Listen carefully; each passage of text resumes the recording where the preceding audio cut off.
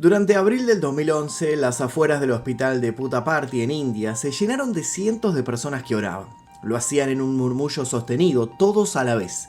En algunos rostros incluso se podían ver lágrimas. En una de las salas, lejos de la multitud, un hombre moría y ponía fin de ese modo a un culto que congregaba a millones de fieles a lo largo y ancho de todo el planeta. Ese día, desde el remoto poblado que este gurú había hecho famoso, las autoridades del hospital anunciaron que el mítico Sai Baba había muerto tras sufrir un paro cardíaco y una larga agonía. El impacto fue inmediato. No solo porque quedaba acéfala una organización con presencia en 110 países, sino porque a priori la gran profecía que él mismo había hecho no se había cumplido. El hombre había asegurado en más de una ocasión que moriría en 2022 y reencarnaría menos de una década después. Sin embargo, estas predicciones erróneas no eran la sombra más oscura que se posaba sobre el sujeto.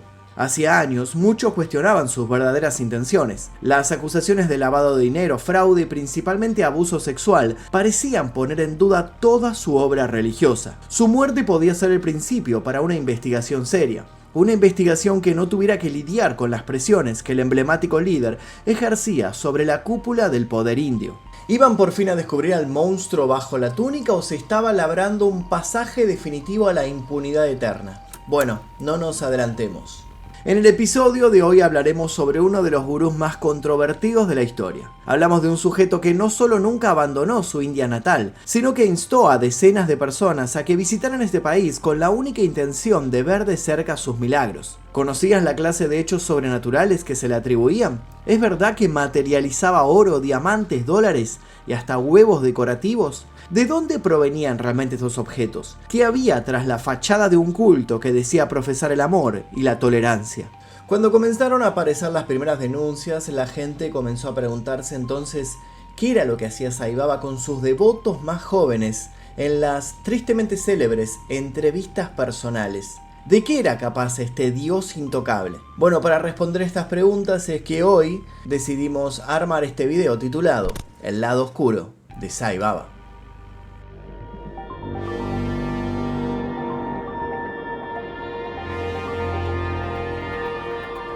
Todo el tiempo estamos expuestos a estafadores y charlatanes, a gente que haría cualquier cosa con tal de acceder a nuestros datos, a nuestras cuentas, a nuestro dinero, a todo lo que nosotros resguardamos. Por eso es muy importante estar siempre protegidos. En mi caso, por ejemplo, para protegerme yo utilizo Surfshark. Surfshark es una VPN, una red privada virtual que protege toda nuestra información virtual, cifrando nuestros datos para que si alguien intenta espiarnos no pueda ver lo que estamos haciendo ni desde dónde, ya sea que estemos en nuestro hogar o incluso si estamos utilizando una red Wi-Fi pública. Gracias a Surfshark también podemos cambiar nuestra ubicación virtual, lo que nos permite acceder a descuentos y ofertas en pasajes de avión, sin limitarnos a las que figuran en nuestro país de origen. Con Surfshark, además, podemos desbloquear las 15 bibliotecas mundiales de Netflix y utilizar servicios de streaming como BBC iPlayer, Hulu y otras plataformas restringidas en ciertos países. Además, podemos acceder a videoclips, shows en vivo o eventos deportivos que se encuentran bloqueados en el lugar en donde residimos. Y por si fuera poco, también cuenta con la versión Surfshark One, que contiene funciones muy útiles como antivirus, alerta y búsqueda que brindan aún más seguridad. Si quieren seguir mi consejo, les dejo el link aquí debajo para que puedan descargar Surfshark y obtengan 4 meses extra. El link es www.surfshark.com/Magnus Mephisto. Con ese link ustedes se lo van a poder descargar. Y para poder asegurar el funcionamiento perfecto de Surfshark se ofrece una garantía de 30 días, así que lo podés utilizar por 30 días y si no te convence vas a poder pedir la devolución de tu dinero. Cosa que dudo que suceda porque realmente funciona muy bien, yo hace años que lo estoy utilizando. Así que háganme caso, bájenlo, úsenlo y después me cuentan cómo les fue. Comencemos.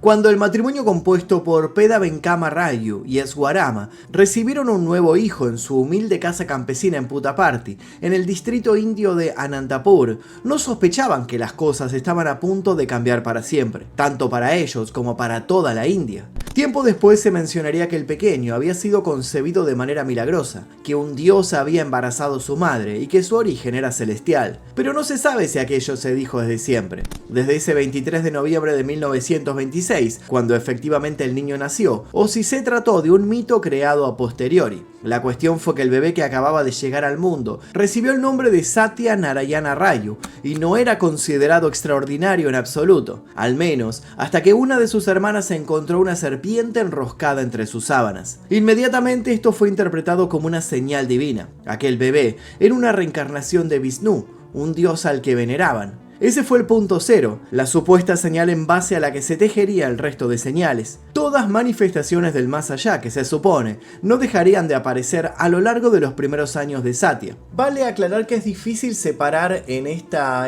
biografía las leyendas de la realidad. Tal vez esa serpiente no estaba en su cama, sino que estaba en los alrededores de la casa. Y tal vez los milagros que se le atribuyen son visiones distorsionadas de los hechos tal cual sucedieron. Más allá de cómo hayan sido las cosas, todo ayudó a que Satya comenzara a ser realmente famoso. Primero en su remoto pueblo, después en todo el país y por último, en el mundo entero. No se podía negar que el pequeño tenía algo especial, y eso empezó a quedar muy claro desde sus primeros pasos. A los 8 años componía canciones para meditar, era un niño extrovertido, carismático y bondadoso con el resto. Pero todo cambió el 8 de marzo de 1940, cuando cumplió 14. Se dice que ese día fue picado por un escorpión y estuvo un tiempo inconsciente. Al despertar se lo notaba distinto. Satya ya no actuaba como siempre. Se lo notaba parco y algo desconectado. Mayor fue la sorpresa de todos cuando comenzó a decir cosas inquietantes. Recitaba versos en sánscrito, hablaba de antiguas escrituras, pronunciaba pocas palabras y comía aún menos. Preocupados, sus padres buscaron ayuda, pero nadie podía explicar qué le había pasado al adolescente. Cuando regresó a la escuela comenzó a entretener a sus compañeros con lo que parecían ser trucos de magia y prestidigitación. Interrogado al respecto, él no dudaba en decir que eran verdaderos milagros. Aún no había cumplido los 15 y ya se refería a sí mismo como una deidad. El paso siguiente, claro, fue adoptar una nueva identidad. Cambió su nombre a Sai Baba, en honor a un fakir santificado en la India, que había muerto algunos años antes. Satya decía ser ese mismísimo gurú reencarnado. Decía además que tenía una misión y le repetía a quien quisiera escucharlo que estaba dispuesto a hacer cualquier cosa por cumplirla. Una religión a su alrededor. El poder de persuasión de Sai Baba era imparable. Siendo apenas un muchacho, comenzó a convencer a muchas personas de que él era un avatar. En la religión hindú, un avatar es la reencarnación terrestre de un ser divino. Para 1944 se levantó el primer santuario en su honor y 4 años más tarde se había expandido y fundado un espacio de meditación al que acudían cientos de personas. Un punto clave en el crecimiento meteórico de Sai Baba fue la construcción del denominado Prasanthi Nilayam, la morada de la paz suprema, una especie de centro de adoración que terminó de formarse como tal en 1950. A partir de entonces todo se aceleró.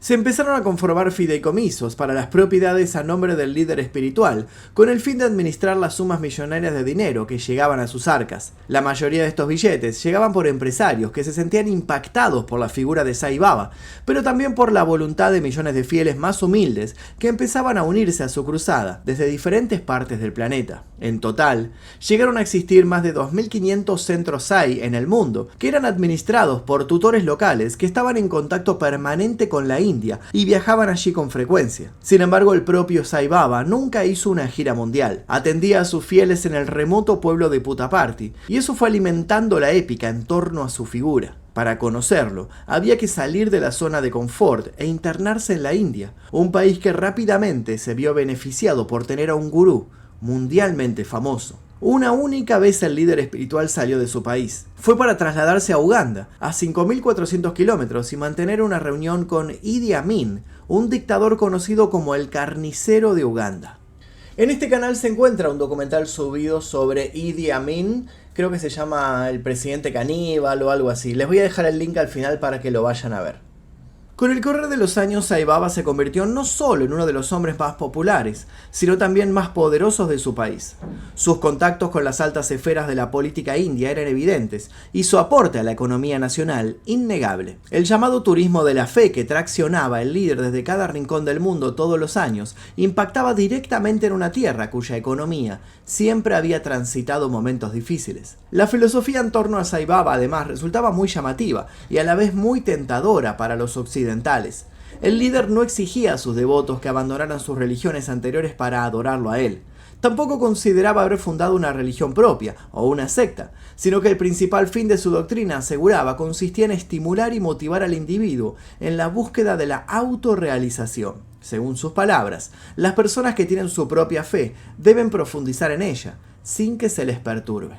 En sus presentaciones en vivo, donde se lo veía con una túnica que primero fue gris, luego blanca y más tarde color anaranjada, Sai Baba era una gran atracción, un performer para quienes lo venían a visitar desde miles de kilómetros de distancia. Realizaba curaciones a seguidores que atravesaban graves problemas de salud y materializaba sustancias que luego entregaba a su público. Las más habituales eran unas cenizas sagradas que, se rumoreaba, servían para sanar heridas y mejorar la percepción en general. También se decía que tenía el poder sobrenatural de teletransportarse, estar en 2 sitios a la vez, levitar y predecir ciertos aspectos del futuro. Pero además de lo sorprendente de sus supuestos milagros, lo verdaderamente hermético era cómo funcionaba la organización que había sabido tejer a su alrededor. Eventualmente, un ex miembro del Cuerpo de Inteligencia y Seguridad del ashram contó públicamente que todo el dinero que recaudaba la millonaria organización tenía una cúpula de entre 6 y 10 hombres, todos ellos indios, que eran el círculo de mayor confianza de Sai Baba, y se ocupaban de todo, accediendo libremente a las enormes riquezas generadas. En un segundo nivel de la escala había una docena de hombres de distintas nacionalidades, también bastante ligados al líder, pero que en general debían responder a esa mesa chica del gurú. Su principal misión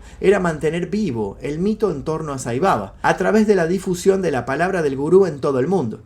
Efectivamente, muchos de estos enviados fueron los que luego hablaron y comenzaron a contar sobre el lado oscuro de Sai Baba, pero para que esto sucediera, primero debieron pasar muchos años de impunidad. Como nadie sospechó que las actividades de la organización Sai podían ser ilegales.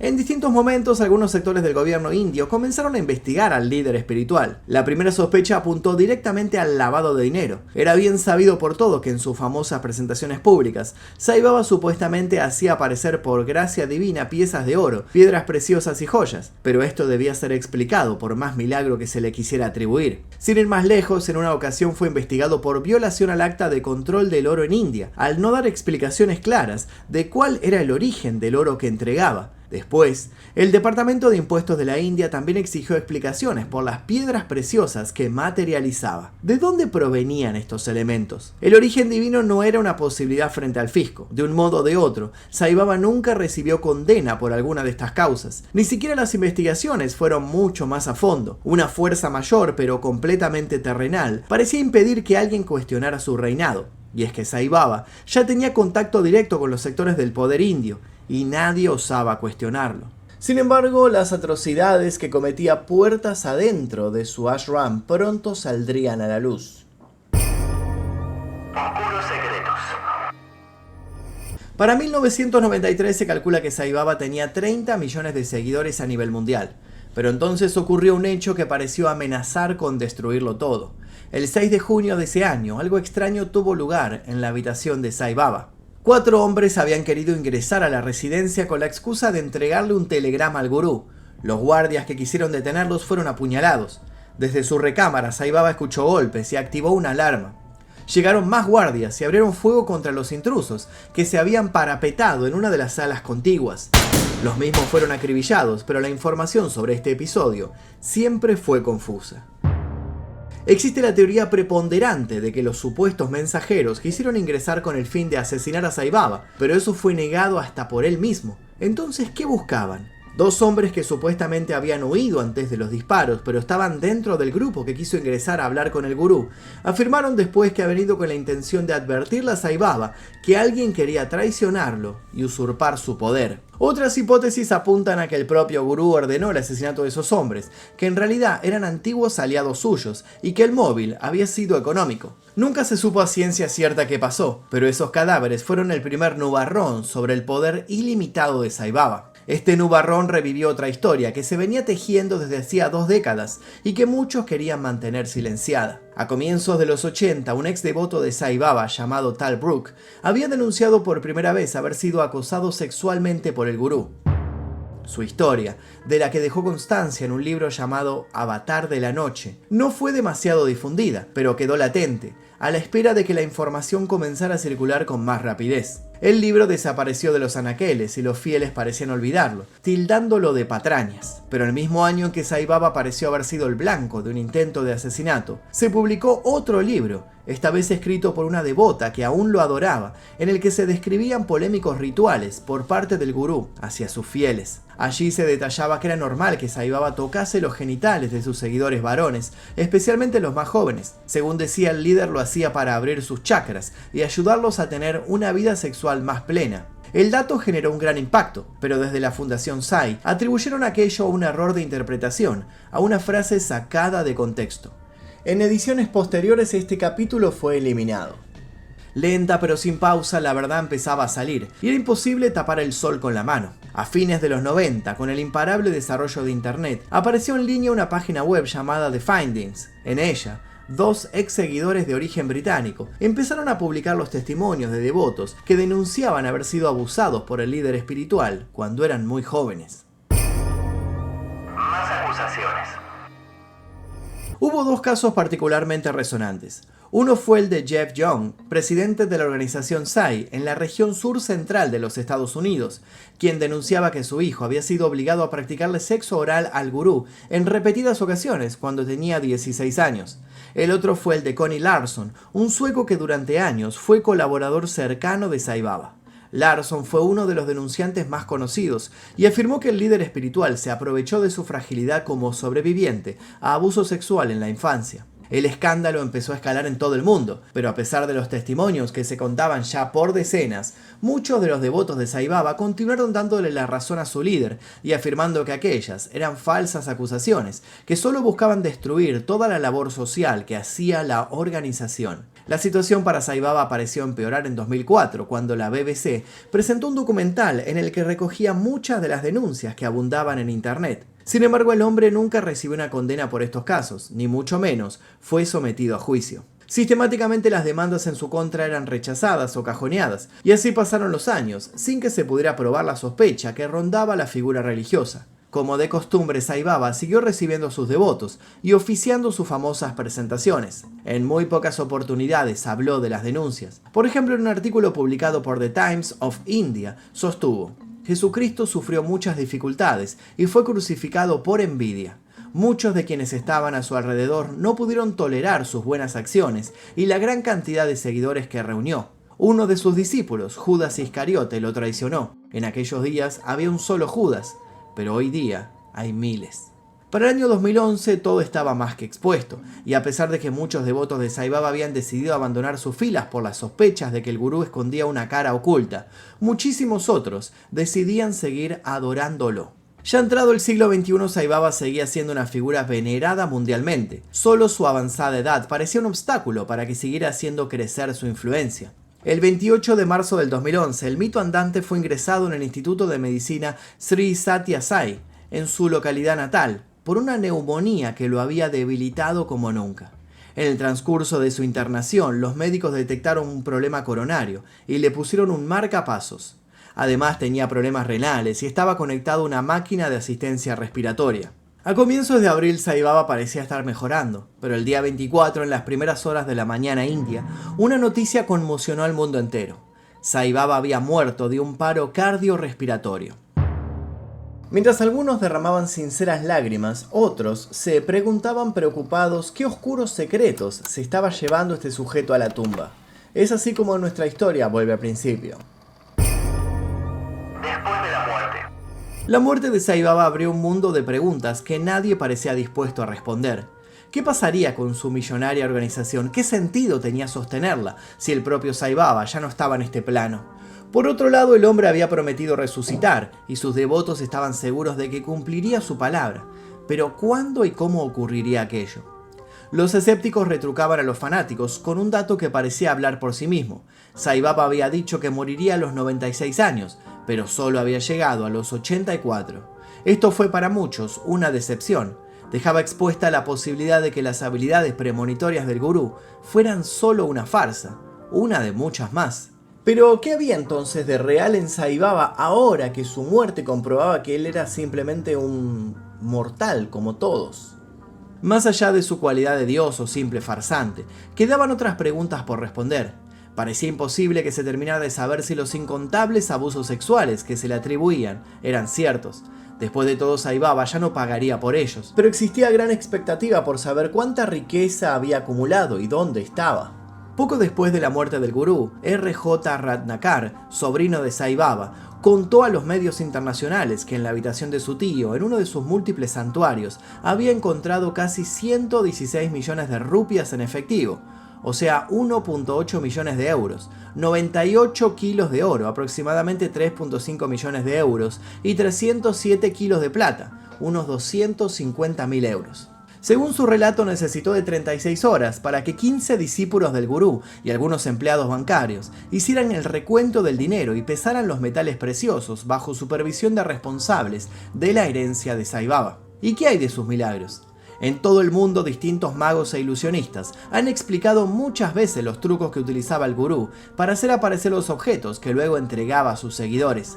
Uno de los hombres que lo acusó por abuso también aseguró que había visto con sus propios ojos cómo el famoso trono, desde que el Sai Baba oficiaba sus rituales, tenía un doble fondo en el que estaban escondidas las joyas y el dinero, que decía materializar. Quienes aún defienden la figura del gurú sostienen que la obra social encarada por la organización Sai durante sus años de poder fue clave para el desarrollo de la postergada India. Gracias a Sai Baba se han instalado 2.250 kilómetros de tuberías y se construyeron tanques para proveer con agua potable a miles de personas en 732 poblados, sin ir más lejos. En todo el mundo, muchas celebridades han mostrado su apoyo a Sai Baba y ayudaron a difundir su palabra.